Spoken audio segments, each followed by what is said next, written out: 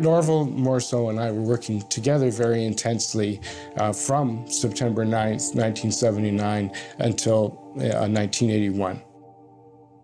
On the first day that I met Norval Morso, he said to me, "Star Dreamer, where have you been? I've been looking for you everywhere." And that was the name that he gave me. I mixed his paints. The less white we could get into a color, the better.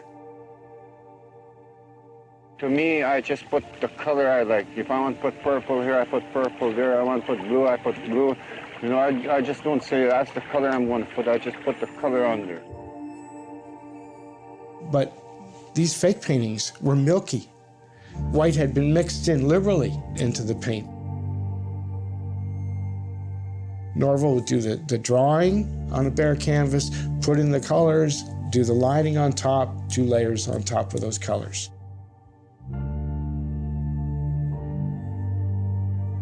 For the most part, these guys were doing their sketch right on the canvas, doing the black lines, then filling in the colors on top of the black. They missed everything, really, that was more so from my perspective.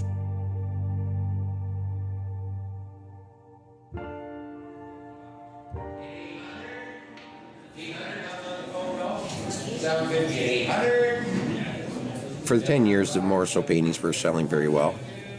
Who were some of the galleries and collectors you were mainly dealing with inside? Joe McLeod from Maslach McLeod Galleries, Jim White. He was one of my bigger buyers. When did people first start talking about fake Morsos? That was 2000, 2001, and all of a sudden they're fakes. It really killed the market. Don Robinson started it. Well, his prices say he sold a painting for $30,000. I'm selling them for $5,000. Now people are going to come to my auction and buy paintings before they're going to go to his place and buy retail. You know, who's going to spend 30 grand when you buy 6 of them at my place for 30 grand? So Robinson goes to the National Post, gives this bullshit story. Oh, I've discovered this auction house selling Norval Morso paintings, but I wouldn't buy there because they're, you know, only we are the authentic one for Norval Morso. And the National Post does this article with images of Jim White's Morso paintings.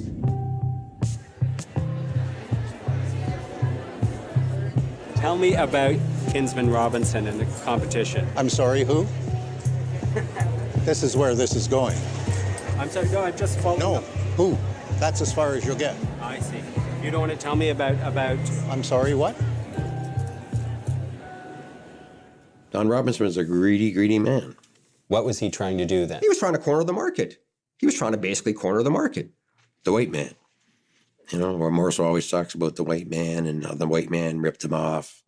There was basically one person that ripped him off more than anything, and that was Don Robinson. And it's a shame. Everything they say about me basically was just not true. I started really getting the sense that there was a real ongoing feud with different factions. There is a huge cast of characters who appear at the court dates, who write blogs, who will viciously attack you online. When you say we took them on? Well, the people that, like Joe McLeod, Joe Tavnik, Jim White, the Goldies, John Goldie and Joan Goldie, they fought back. Keep your fucking camera off me. Oh, sorry. I think they're just people who have financial interests in the authenticity of these paintings that may be indirectly implicated in these lawsuits. What proportion of your business does Morso represent? I would say approximately 100% of my business is Morso's. I've dealt in approximately 189 Morso's, but who's keeping track? I gave some money to help with the lawyers and stuff like that. Yeah, we all did. It was just a little group of us that used to give out money to help the other guy because it was only the fair thing to do, right?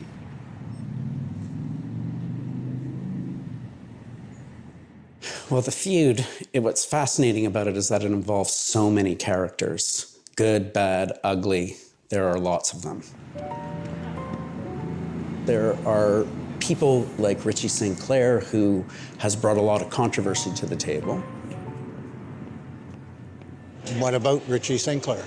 Can you tell me about what he tried to do to the market? We don't want to discuss that. There are matters before the court. I identified Jim White on Morisot.com specifically. I said, did you buy this fake Morisot painting from Mr. White? My first impression of Ritchie was, is this guy a nut? Or, you know, what's going on? So, but he had come prepared and he had things to show me that were solid ideas. I saw some inferior Morisot-esque paintings on the internet that I knew weren't done by Norval.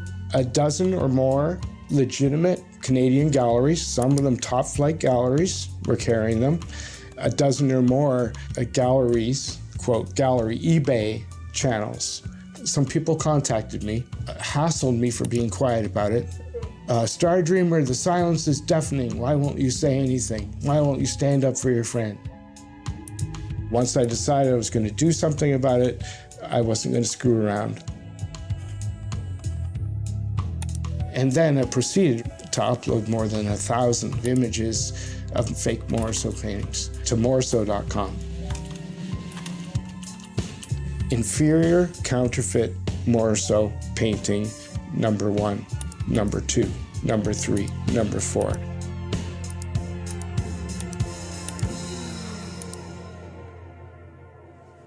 I think the man's mentally unstable. Like, I'm gonna set up a website and call Picasso's work fake. They're all fake. I mean, come on. I just thought it was a joke and nobody would take it seriously. And I was wrong.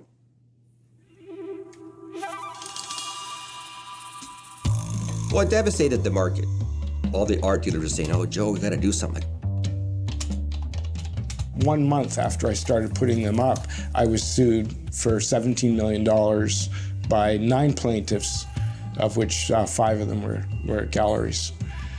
And this Joe Tavnik, even though I had the $17 million lawsuit, he also sued me. My family came from nothing, from a little country called Slovenia, and we were given the privilege to live in this country, and what else can you ask for? He has no connection with the art world. He said he was a risk management specialist. But I also diversified into generators and combined heat and power systems.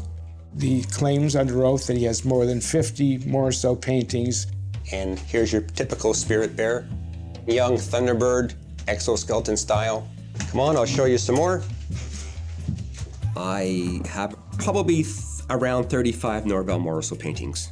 This is your typical Norval Morisot style too. There's the bird protecting the nest from the evil snake. He gives all these paintings away to family and friends to be used as tax benefits. I just that could be a Kmart special for all I know.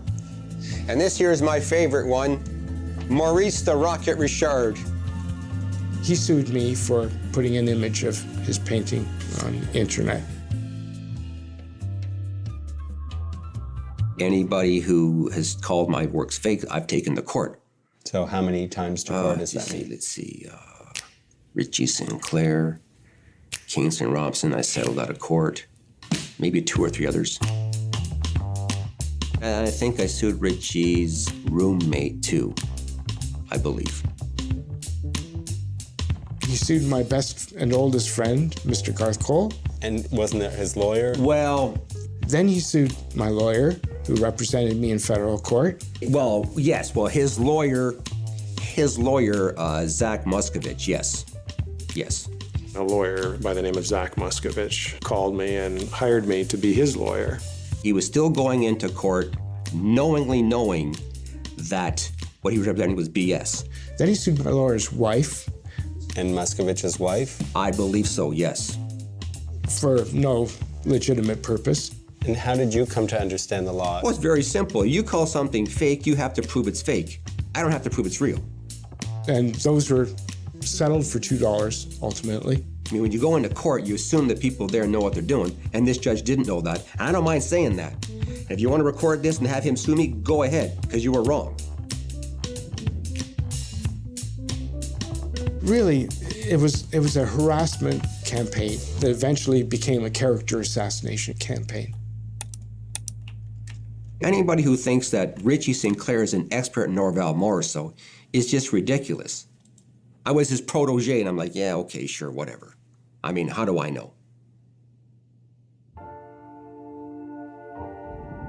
Ritchie Sinclair is a wannabe Ojibwe artist, or Ojibwe person. He's a white man who likes to pretend he's an Indian. Are you Indigenous? I'm Scottish, born and brought up in Thunder Bay, Ontario. He knew Norval Morrisseau through, from what I've heard, he was Norval's lover for a little while. I heard 2 weeks. Norval Morrisseau used to put personal ads in the Toronto Star looking for young men because Norval was bisexual.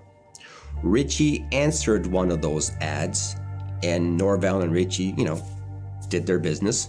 Norval and I were never lovers, but meanwhile, these guys will do anything. So as far as they're concerned, I'm an art terrorist.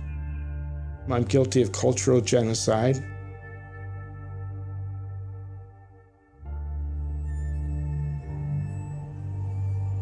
I've been in court 100 times at least with these gentlemen, and it's a moment when worlds collide, really.